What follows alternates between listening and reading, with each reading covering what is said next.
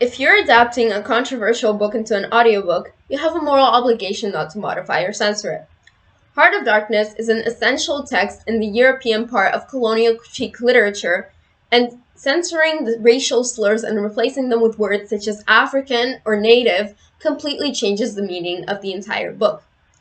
Charlie Marlowe, the main character of Heart of Darkness, reflects the world of the late 19th century.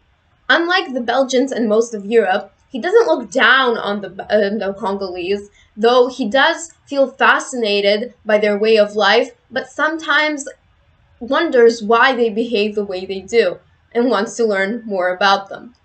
Unlike Kurtz, he views them as people like himself.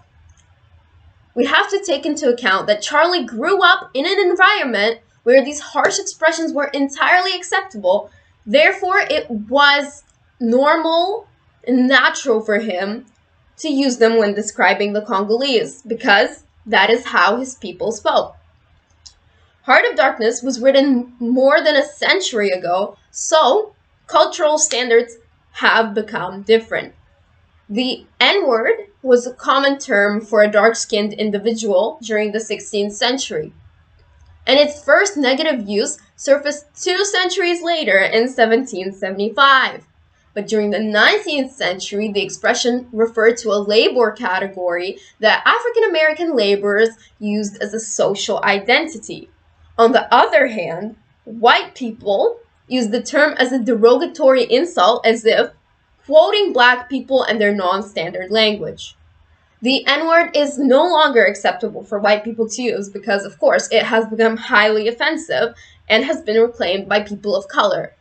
But it was normalized in the 19th century when Heart of Darkness was written, because Europe and white people as a whole looked down on black people because they were quote-unquote unique. I do understand why Kenneth Branagh might be uncomfortable using this word and why he wouldn't want to use it to describe the Congolese, but those terms were used in the original novel for a reason, to illustrate how the world and the norms that separated black and white people truly were. And in my opinion, by censoring these terms, Kenneth is erasing the cruel facts, history, and culture of that century.